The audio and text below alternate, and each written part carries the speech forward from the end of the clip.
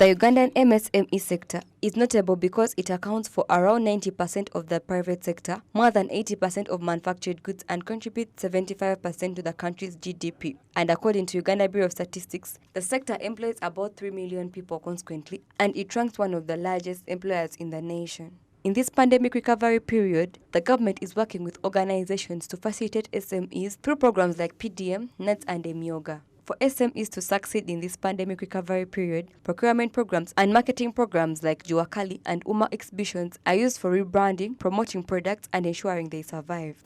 Government is playing a big part in developing the policy and implementation of the policy.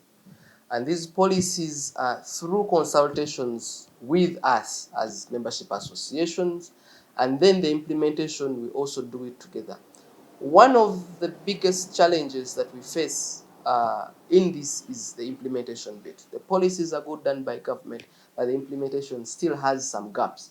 And we believe we can do better if we are to have a linkage. Secondly, government finances SMEs through the different channels. They have had money put into Uganda Development Bank, Microfinance Support Center.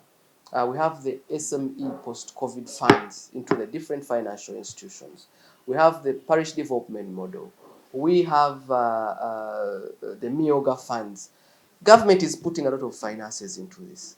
And one of our roles as private sector is to make sure that our people into the SME sector know which kind of finance and where they can be able to benefit from this. To thrive during this period of pandemic recovery, a business must have a stable and progressive macroeconomic stability. This includes domestic demand and output, the balance of payments, fiscal revenues and expenditures, as well as saving and investment. This calls for Uganda's economy to graduate from informal to formal.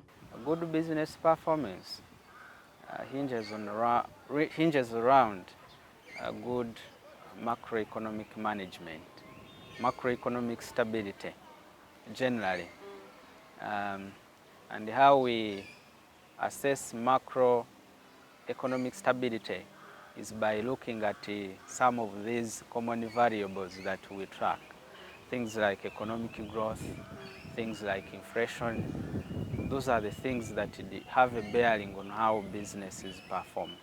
Small and medium-sized businesses should be aware of macroeconomic instability, which is characterized by an economy that deviates from the equilibrium level and frequently results into market distortions. They should also make use of government initiatives and partner with advocacy NGOs to receive support. Nimusiima, Smart 24 TV, Business Today.